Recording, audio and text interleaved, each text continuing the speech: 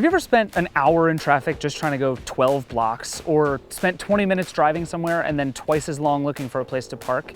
The people who study this stuff call it the last mile problem, and it turns out it's this fascinating transportation issue.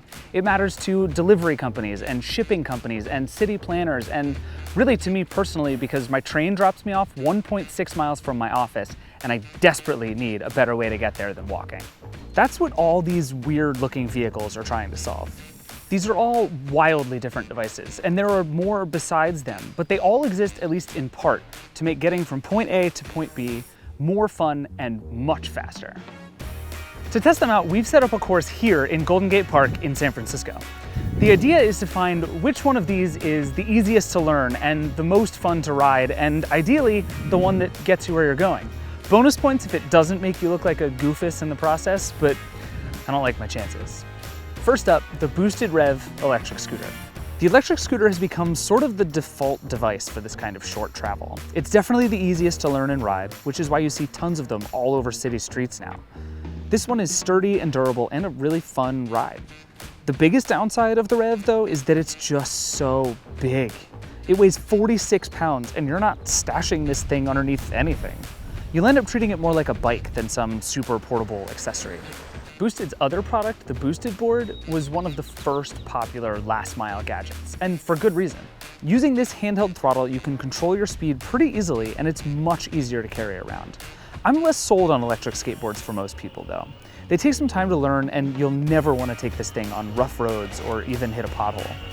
The Boosted boards and this one-wheel Pint are much more like the size that I'm looking for. I can throw it over my shoulder in a bag or just carry it in one hand.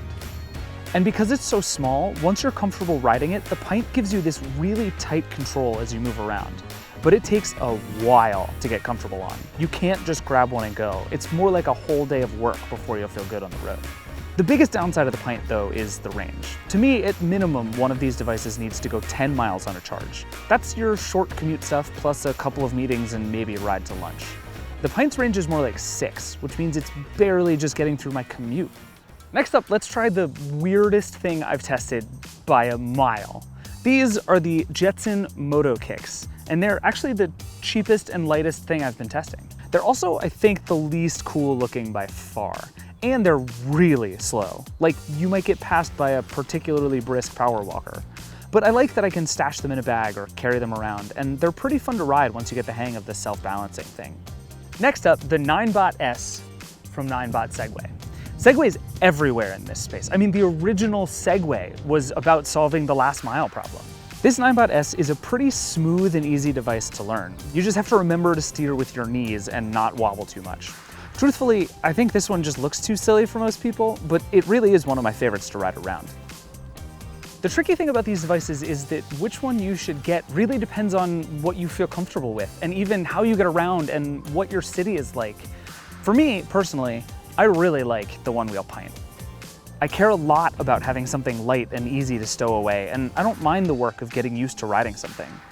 But for most people, the easiest to learn, least sweat required, still kinda sorta portable option is gonna be the Boosted Rev or some other electric scooter. These scooters, frankly, make us all look kind of ridiculous, but they might be the best last mile option we have.